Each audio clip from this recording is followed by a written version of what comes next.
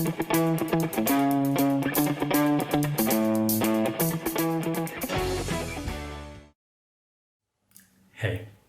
moje ime je Nejc in sem član zasedbe Mesto na gori.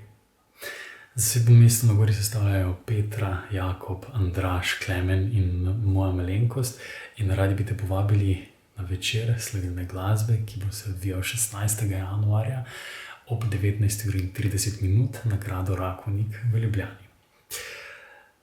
Radi bi ti povedali zgodbo. Eno prav posebno zgodbo, ki bi jo radi delili s tabo in jo v bistvu že dobro poznaš. Namreč začela se je pisati pred več kot 2000 leti. Pred 2020 leti se je začela pisati. In na njen opomnik smo doživeli pred kakimi 14 dnevi. In glavni lik v tej zgodbi je Jezus Kristus.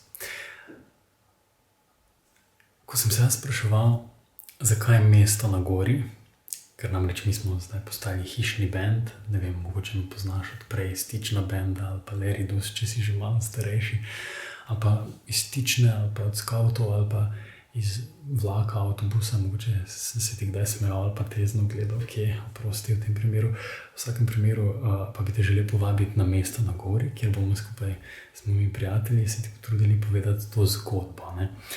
In Mesto na gori, zakaj? Zakaj Mesto na gori? Preden sem ugotovil, da je to zato, ker se Mesto na gori ne bo moralo skriti, so me moje misli, te skavtske ali pa hribovske, privedle na misel, da je to zagotovo zato, ker je enkrat Peter pa še dva učenca skupaj z Jezusom šel na goro.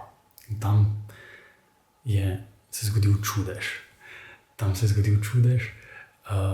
Prikazali sta se namreč dve zgodovinske osebnosti, zelo pomembni zgodovinske osebnosti, Mojzes in Elija. In meni je Peter zelo blizu. On je takrat želel postaviti šotor. Zakaj je želel postaviti šotor? Zato, ker je razmišljal po človeško. Ni razmišljal o presežnosti, ampak o tem, kaj je tukaj in zdaj. Tako kot ljudje velikokrat počnemo. Neja me je naučila, kaj pomeni agnosticizem. To pa nisem prepričan, ampak bi naj pomenilo to, da enostavno ljudje ne moremo vedeti čisto vsega. To je pač moja razlaga agnosticizma. In če to lahko sprejmem, verjamem, da lahko bolje živim. In da sem lažje srečen. In zato verjamem v čudeže. Torej, na gori se je zgodil čudež. Zdaj pa, zakaj je Peter želel postaviti šotor? Peter je namreč rekel, daj, Jezus, tukaj smo, dobro je tukaj, pustimo to, da je že parkrat zaspal. Rekel je, dajmo postaviti šotor. Tebi enega, Eliju enega, Mojzesu enega. Zakaj? Zato, ker je želel, da bi tisti trenutek trajal dlje. Verjetno je bilo fajn, verjetno se je zavedal, da se dogaja nekaj izjemnega, ni pa vedel točno kaj in je bila to njegova prva ideja.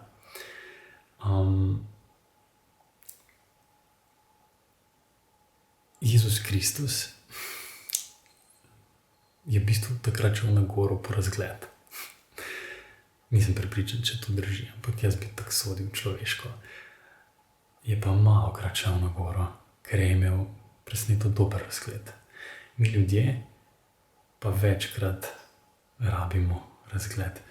In jaz kot Nejc iščem prostor, kjer razgled najdem. Zato rad grem v hribe, zato rad grem teč v gozd, zato se rad družim s prijatelji, zato se trudim brati Sveto pismo, moliti, razmišljati, poslušati glasbo, ki me nagovarja, kdaj pogledati kak video, kot je ta.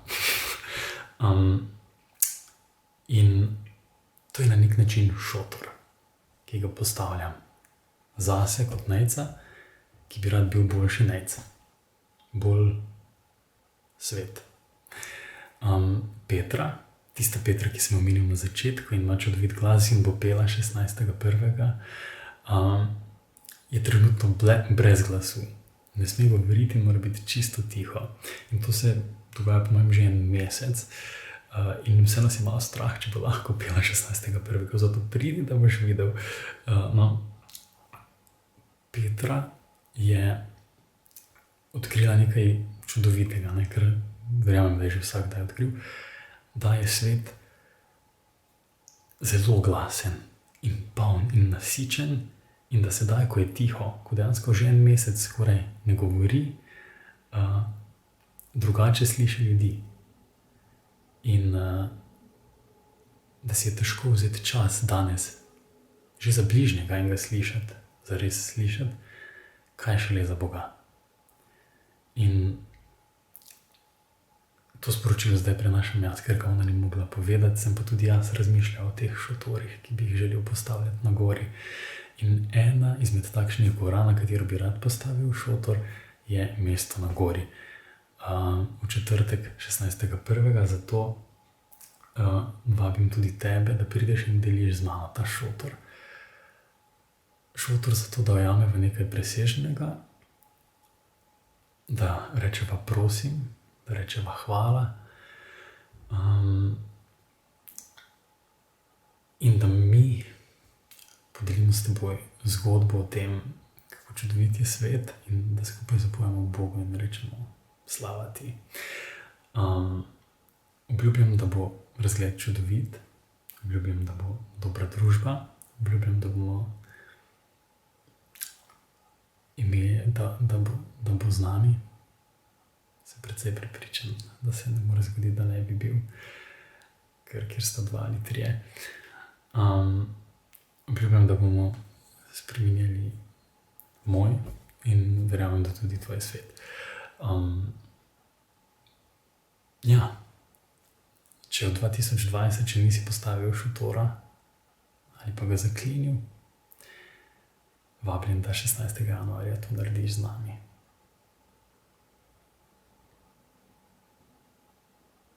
Se vidimo.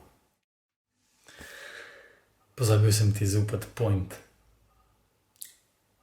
Na začetku sem omenil 2020 let nazaj. V začetku je bila beseda. Sedaj si pripravljen. Upam, da se vidimo.